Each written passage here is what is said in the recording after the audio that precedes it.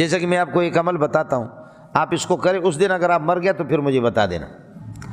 صبح جیسے آپ اٹھے، بسم اللہ الذی لا یضر مع اسمہ شیء فی الارض ولا فی السماء بسم اللہ 7 مرتبہ پڑھے، اور لقد جاءکم رسول من انفسکم عزیز علیہ ما عنتم حریص علیکم بالمؤمنین رؤوف رحیم فإن تولوا فقل حسبی اللہ لا الہ الا هو علیہ توکلت وهو رب العرش العظیم۔ اس کو 7 مرتبہ آپ پڑھے۔ اگر آپ مر گئے اس دن تو پھر مجھے لعنت کر لینا اور مجھے بتا دینا کہ آپ کی بات جھوٹی ہو۔ آپ مر گئے، مرنے کے بعد مجھے بتا دینا کہ آپ کی بات جھوٹی نہیں ہے۔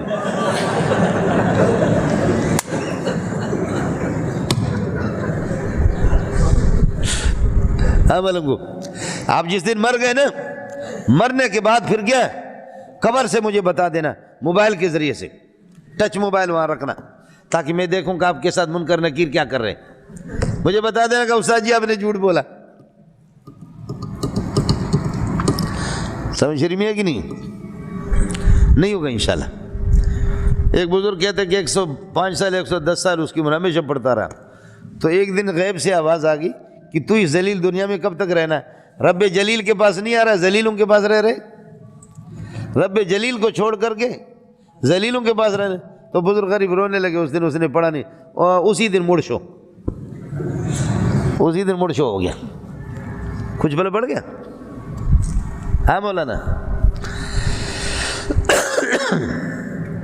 بہرحال اس میں وہی جلی بھی آ گئی، وہی خفی آ گئی۔ اب سمجھو